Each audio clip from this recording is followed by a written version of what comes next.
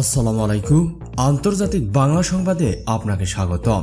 শুরুতেই সংবাদ শিরোনাম, পরে থাকছে বিস্তারিত।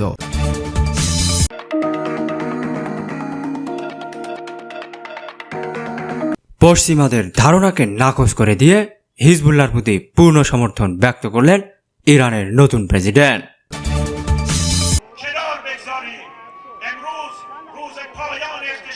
ইসলামী প্রজাতন্ত্র ইরান মার্কিন শক্তিকে পঙ্গু করে দিয়েছে, আইআরজিসির বার্তা।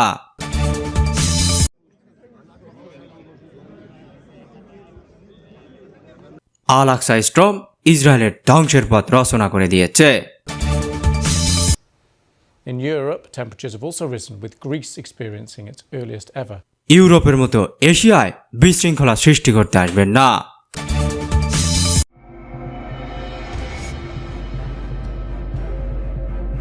আমেরিকা নিজের সহিংস পরিবেশকে বিশ্বব্যাপী ছড়িয়ে দিতে চায়। Israel's position regarding a ceasefire. Just as the United States would not যুদ্ধবিরতি চুক্তিতে পুনরায় অভিযানের সুযোগ চান নেতানিয়াহু, যে কারণে এখন যুদ্ধবিরতি আলোচনা ভণ্ডুল হতে যাচ্ছে।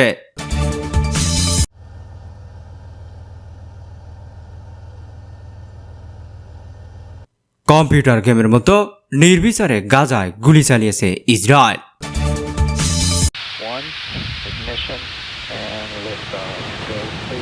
এবং সবশেষ জানিয়ে দেব, নিজেদের তৈরি প্রথম যোগাযোগ স্যাটেলাইট উৎক্ষেপণ করল তুরস্ক। বিস্তারিত খবরে যাওয়ার আগে ছোট্ট একটি অনুরোধ, ভিডিওটিতে একটি লাইক দিয়ে আপনারা কোথায় কোথায় থেকে ভিডিওটি দেখছেন তা জানিয়ে দিন কমেন্টস করে।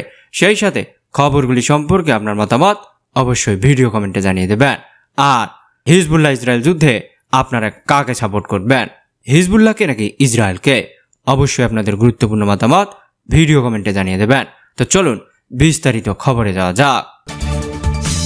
হিজবুল্লাহর প্রতি সমর্থন পুনর্ব্যক্ত করে যা বললেন ইরানের নতুন প্রেসিডেন্ট। লেবাননের সশস্ত্র গোষ্ঠী হিজবুল্লাহর প্রতি সমর্থন পুনর্ব্যক্ত করেছেন ইরানের নবনির্বাচিত প্রেসিডেন্ট মাসুদ পেজেশকিয়ান। একই সঙ্গে গাজায় ইসরায়েলি বর্বরতার তীব্র নিন্দা জানিয়েছেন তিনি।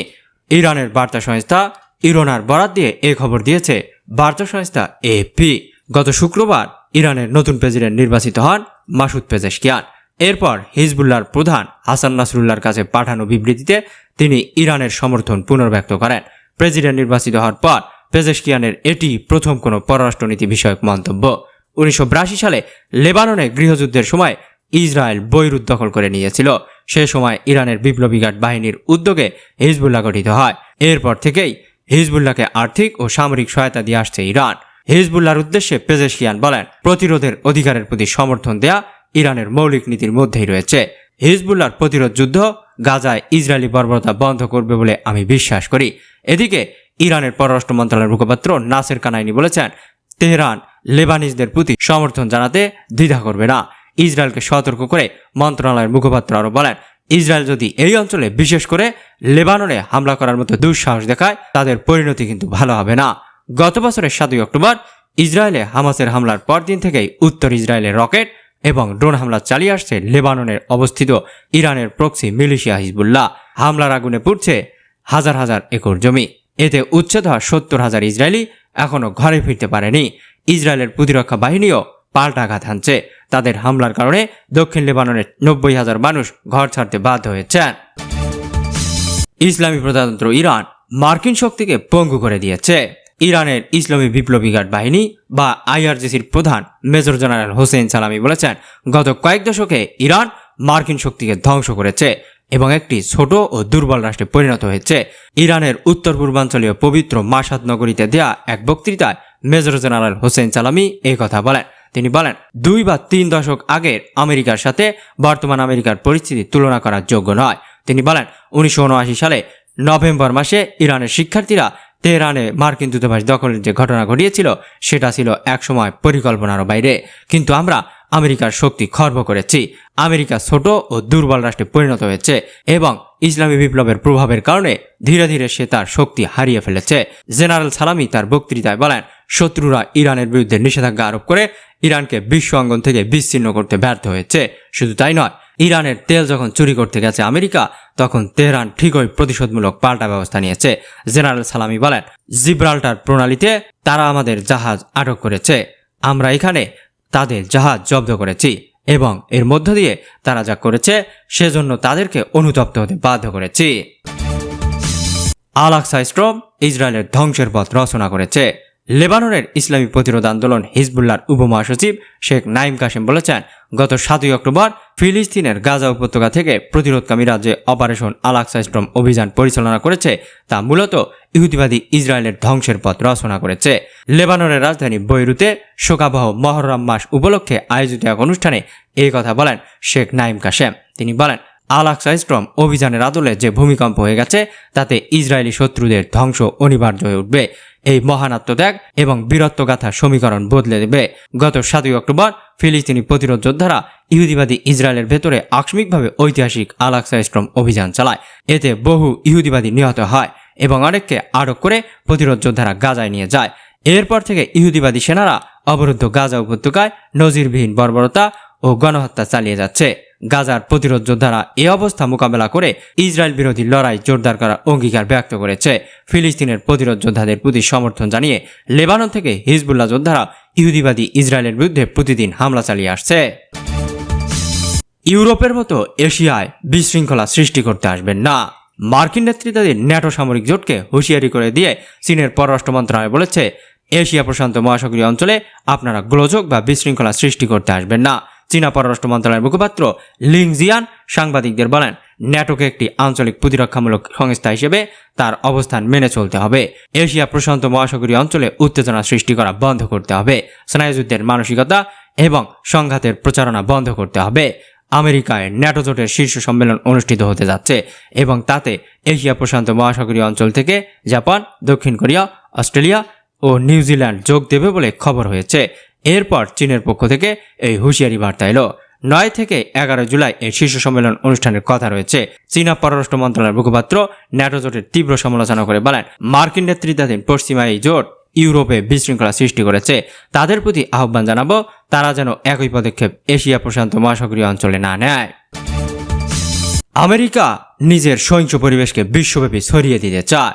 মার্কিন যুক্তরাষ্ট্রের মিশিগান অঙ্গরাজ্যের একটি সড়কে একটি অনুষ্ঠান উদযাপনের সময় গুলিবর্ষণের ঘটনায় 21 ব্যক্তি হতাহত হয়েছে। মার্কিন যুক্তরাষ্ট্রের আর্কাইভ অব আর্ম ভায়োলেন্সের তথ্য বলছে, গত বছর দেশটিতে বন্দুক সহিংসতায় 40,000-এর বেশি মানুষ নিহত হয়েছে। যুক্তরাষ্ট্রে আগ্নেয়াস্ত্রের ব্যবহারে সীমিত করার প্রচেষ্টা সবসময় রাজনীতিবিদদের পাশাপাশি আগ্নেয়াস্ত্রপন্থী লবিগুলোর বিরোধিতার সম্মুখীন হয়েছে। সর্বশেষ ঘটনার ব্যাপারে মিশিগান অঙ্গরাজ্যের পুলিশ ঘোষণা করেছে, রোববার সকালে ডেস্ট্রয়েড গুলিবর্ষণের ওই ঘটনায় 2 জন নিহত এবং 19 জন আহত হয়েছে। মার্কিন পুলিশের ভাষ্য অনুযায়ী প্রাথমিক তদন্তে দেখা গেছে এই গুলিবর্ষণের ঘটনায় আহত ব্যক্তিরা শরীরের বিভিন্ন স্থানে আঘাত পেয়েছেন। এর আগে গত শনিবার মার্কিন যুক্তরাষ্ট্রের পূর্বাঞ্চলীয় কেন্টাকি অঙ্গরাজ্যে রাত্রিকালীন এক গুলিবর্ষণের ঘটনায় 5 ব্যক্তি নিহত ও 3 জন আহত হয়েছে। অন্যদিকে মার্কিন পুলিশ অতি সম্প্রতি দেশটির নিউ ইয়র্ক অঙ্গরাজ্যের ইউটিকা শহরে 13 বছর বয়সী এক কিশোরকে গুলি করে হত্যা করেছে। মার্কিন কর্মকর্তারা বলছেন, নিয়ামুই নামক ওই কিশোরকে পুলিশ এই কারণে গুলি করেছিল যে তার কোমরে আগ্নেয়াস্ত্র দেখতে পাওয়া গিয়েছিল, যদিও পরে প্রমাণ হয়েছে যে সেটি ছিল একটি খেলনা পিস্তল। মার্কিন পুলিশ দাবি করছে, আসল আগ্নেয়াস্ত্রের সঙ্গে খেলনা পিস্তলটির এতটা মিল ছিল যে তারা আসল অস্ত্র ভেবে ওই কিশোরকে গুলি করে বসেছেন। সরকারি পরিসংখ্যানে দেখা গেছে মার্কিন যুক্তরাষ্ট্রের 27 কোটি থেকে 30 কোটি আগ্নেয়াস্ত্র রয়েছে, অর্থাৎ দেশটির প্রতিটি নাগরিকের বিপরীতে একটি করে আগ্নেয়াস্ত্র রয়েছে। এইসব পরিসংখ্যান তুলে ধরার উদ্দেশ্য এই কথা বলা যে মার্কিন সরকার আসলে যুক্তরাষ্ট্রের এই সহিংস পরিবেশ সারা বিশ্বে ছড়িয়ে দিতে চায়। এই কারণে দেখা যায় বিশ্বের যে স্থানেই আমেরিকা পা রাখে সেখানকার পরিবেশই সহিংস হয়ে ওঠে, আর এর ফলে লাভবান হয় মার্কিন যুক্তরাষ্ট্রের সমরাস্ত্র তৈরির বড় বড় কোম্পানিগুলো। যুদ্ধবিরতি চুক্তিতে পুনরায় অভিযানের সুযোগ চান নেতানিয়াহু। চলতি সপ্তাহে মিশর ও কাতারের মধ্যস্থতায় গাজায় যুদ্ধবিরতি আলোচনা হওয়ার কথা রয়েছে। তবে ইসরায়েলের প্রধানমন্ত্রী বেনিয়ামিন নেতানিয়াহু বলছেন, চুক্তিতে ইসরায়েলের লক্ষ্য অর্জিত না হওয়া পর্যন্ত সামরিক অভিযান পুনরায় শুরু করার সুযোগ থাকতে হবে। বার্তা সংস্থা রয়টার্স জানিয়েছে, ইসরায়েলি প্রধানমন্ত্রী এই মন্তব্য করেছেন। গাজায় চলমান 9 মাসের সংঘাত অবসানে যুক্তরাষ্ট্রের একটি পরিকল্পনা নিয়ে চলতি সপ্তাহে আলোচনা শুরু হওয়ার কথা রয়েছে। আর এর মধ্যে নেতানিয়াহু এই মন্তব্য করলেন। হামাসের এক সিনিয়র সূত্রের বরাত দিয়ে রয়টার্স জানায়, সমঝোতার শর্ত হিসেবে ইসরায়েলকে স্থায়ী যুদ্ধবিরতির দাবি থেকে সরে এসেছে হামাস। এর পরিবর্তে তারা 6 সপ্তাহের প্রথম পর্যায় জুড়ে আলোচনার মাধ্যমে স্থায়ী যুদ্ধবিরতি অর্জনের প্রস্তাব দিয়েছে। গেল 31 মে গাজায় 3 ধাপে যুদ্ধবিরতি কার্যকরের প্রস্তাব দেন মার্কিন প্রেসিডেন্ট জো বাইডেন। এই প্রস্তাবের মূল কথা একটি স্থায়ী যুদ্ধবিরতি, জিম্মিদের মুক্তি আর ফিলিস্তিনি বন্দীদের ছেড়ে দেওয়া। প্রথম ধাপে হবে জিম্মি ও বন্দী বিনিময় এবং সাময়িক যুদ্ধবিরতি। দ্বিতীয় ধাপে সব জিম্মিকে মুক্তি দেওয়া, গাজা থেকে ইসরায়েলি সেনাদের সরিয়ে নেওয়া। আর তৃতীয় ধাপে গাজা পুনর্গঠনে দীর্ঘমেয়াদী পরিকল্পনা। কিন্তু নেতানিয়াহু বলছেন চুক্তিটিতে ইসরায়েলকে যুদ্ধের লক্ষ্য পূরণ না হওয়া পর্যন্ত অভিযান পুনরায় শুরু করতে বাধা দিতে পারবে না। যুদ্ধের শুরুতে হামাসের সামরিক সক্ষমতা ও শাসন ক্ষমতা ঘুরিয়ে দেওয়া ও জিম্মিদের ফেরত আনার লক্ষ্য নির্ধারণ করেছিল ইসরায়েল। গেল বছরের 7 অক্টোবর থেকে গাজায় ভয়াবহ ধ্বংসযজ্ঞে মেতে আছে দখলদার ইসরায়েল। হামাস নির্মূলের দোহাই দিয়ে 38,000-এর বেশি ফিলিস্তিনিকে হত্যা করেছে নেতানিয়াহু বাহিনী। আন্তর্জাতিক আহ্বানের তোয়াক্কা না করে এর আগে উপত্যকাটিতে তাণ্ডব চালিয়েছে তারা। এতে প্রাণ হারিয়েছেন বহু ফিলিস্তিনি। ইসরায়েলি বাহিনীর অব্যাহত হামলার মধ্যেও হাত গুটিয়ে বসে নেই ফিলিস্তিনের স্বাধীনতাকামী সংগঠন হামাস। গাজায় নেতানিয়াহু বাহিনীর বিরুদ্ধে প্রতিরোধ চালিয়ে যাচ্ছে সংগঠনের যোদ্ধারা। এতে বাড়ছে সেনা সদস্যদের হতাহতের সংখ্যা। মধ্যপ্রাচ্য ভিত্তিক বিভিন্ন গণমাধ্যমের দাবি, হামাসের হামলায় এ পর্যন্ত 300-র বেশি ইসরায়েলি সেনা নিহত হয়েছে। এছাড়া আহত হয়েছে আরও কয়েক হাজার সেনা সদস্য। এদিকে গাজায় দ্রুতই যুদ্ধবিরতি ও দ্বিরাষ্ট্র সমাধানের আহ্বান জানিয়েছেন যুক্তরাজ্যের প্রধানমন্ত্রী কেয়ার স্টারমার। ইসরায়েলের প্রধানমন্ত্রী বেনিয়ামিন নেতানিয়াহু ও ফিলিস্তিনের প্রেসিডেন্ট মাহমুদ আব্বাসের সঙ্গে ফোনে কথা বলার সময় এই আহ্বান জানান স্টারমার। যুদ্ধবিরতির আহ্বান জানানোর পাশাপাশি জিম্মিদের মুক্তি এবং সেখানকার বেসামরিক মানুষের কাছে মানবিক সহায়তা বাড়ানো তাগিদ দেন নতুন ব্রিটিশ প্রধানমন্ত্রী। কম্পিউটার গেমের মতো নির্বিচারে গাজায় গুলি চালিয়েছে ইসরায়েল। ফিলিস্তিনের গাজা উপত্যকায় নির্বিচারে হামলা চালিয়ে যাচ্ছে ইসরায়েলি বাহিনী। দেশটির সৈন্যরা গাজায় সীমাহীন গুলি চালানোর বর্ণনা দিতে যেয়ে বলেছেন এটি একটি কম্পিউটার গেমের মতো অনুভূত হয়েছে। কাতার ভিত্তিক সংবাদমাধ্যম আল জাজিরার এক প্রতিবেদনে এই তথ্য জানানো হয়েছে। প্রতিবেদনে বলা হয়, ইসরায়েলের +912 ম্যাগাজিনে প্রকাশিত একটি নিবন্ধে 6 ইসরায়েলি সেনা সদস্য গাজায় তাদের আগে গুলি করো পরে প্রশ্ন এমন নীতির বর্ণনা করেছেন। এক ইসরায়েলি সেনা সদস্য একটি অপারেশনে কাজ করার অভিজ্ঞতা বর্ণনা করে ম্যাগাজিনকে বলেছিলেন এটি একটি কম্পিউটার গেমের মতো অনুভূত হয়েছিল। গোলার আঘাতে একের পর এক বিল্ডিং মাটিতে ঘুরিয়ে যায় এবং অনুভূতি হলো বাহ কি উন্মাদনা, কি মজা। আরও এক সেনা সদস্য মেশিন গান, ট্যাঙ্ক এবং মর্টার দিয়ে গুলি চালানোর সময় ও গুলি চালানোকে খুবই অনিয়ন্ত্রিত হিসেবে বর্ণনা করেছেন। সাক্ষাৎকার নেওয়া সেনা সদস্যদের মধ্যে রয়েছেন জেরুজালেমের 26 বছর বয়সী রিজার্ভ ইউভাল গ্রিন, যিনি সম্প্রতি রাফা আক্রমণে অংশ নিতে অস্বীকারী 41 জন রিজার্ভ সৈন্যের কাছ থেকে একটি চিঠিতে স্বাক্ষর করেন এবং নাম প্রকাশ না করার শর্তে আরও 5 জন সেনা সদস্য বলেছেন। ইউভাল গ্রিন ওই 2 সেনা সদস্যের একজন, যারা বলেছিলেন যে সহকর্মী ইসরায়েলি সৈন্যদের থেকে অনিয়ন্ত্রিত গুলি গাজায় থাকাকালীন তারা সবচেয়ে বড় বিপদ অনুভব করেছিল। এবং সবশেষ জানিয়ে দিচ্ছি, নিজেদের তৈরি প্রথম যোগাযোগ স্যাটেলাইট উৎক্ষেপণ করল তুরস্ক। সম্পূর্ণভাবে নিজেদের প্রযুক্তি ও উপাদানে তৈরি যোগাযোগ স্যাটেলাইট তার্কসাত 6A মহাকাশে উৎক্ষেপণ করেছে তুরস্ক। এর আগে স্থানীয় সময় ভোরবেলায় যুক্তরাষ্ট্রের ফ্লোরিডা অঙ্গরাজ্যের Cape Canaveral Space Force Station pad থেকে উৎক্ষেপণ করা হয় স্যাটেলাইটটি। উৎক্ষেপণের জন্য ব্যবহার করা হয়েছে স্পেসএক্স কোম্পানির তৈরি ফ্যালকন 9 মডেলের একটি রকেট। স্পেসএক্স মূলত মহাকাশযান এবং মহাকাশ অভিযানের জন্য প্রয়োজনীয় বিভিন্ন সরঞ্জাম প্রস্তুত করে। বিশ্বের শীর্ষ ধনকুবের ইলন মাস্ক এই কোম্পানিটির মালিক। তুরস্কের প্রেসিডেন্ট তাকসাত 6-এর উৎক্ষেপণকে দেশটির জাতীয় স্যাটেলাইট নির্মাণ প্রকল্পের ইতিহাসের নতুন অধ্যায় উল্লেখ করে এক বিবৃতিতে বলেন, এই স্যাটেলাইটটির মোট উপাদানের 81% উপাদান এবং সফটওয়্যার সরবরাহ করেছে তুরস্ক।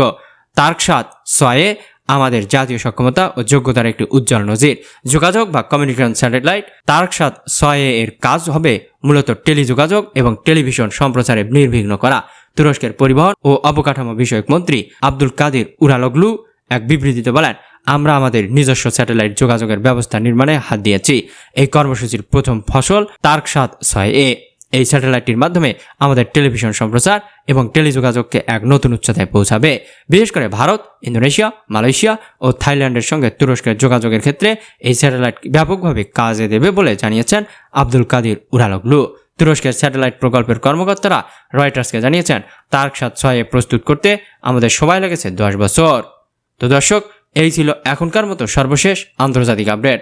এই খবরগুলি সম্পর্কে আপনার কোনো মন্তব্য থেকে থাকলে অবশ্যই ভিডিও কমেন্টে জানিয়ে দেবেন আপনার মতামত। সেই সাথে হিজবুল্লাহ ইসরায়েল যুদ্ধে আপনারা আসলে কাকে জয়ী হিসেবে দেখতে চাচ্ছেন, ইসরায়েলকে নাকি হিজবুল্লাহকে? অবশ্যই আপনাদের গুরুত্বপূর্ণ মতামত ভিডিও কমেন্টে জানিয়ে দেবেন। এতক্ষণ সাথে থাকার জন্য ধন্যবাদ। দেখা হচ্ছে পরবর্তী ভিডিওতে। ততক্ষণের জন্য ভালো থাকুন, সুস্থ থাকুন। খোদা হাফেজ।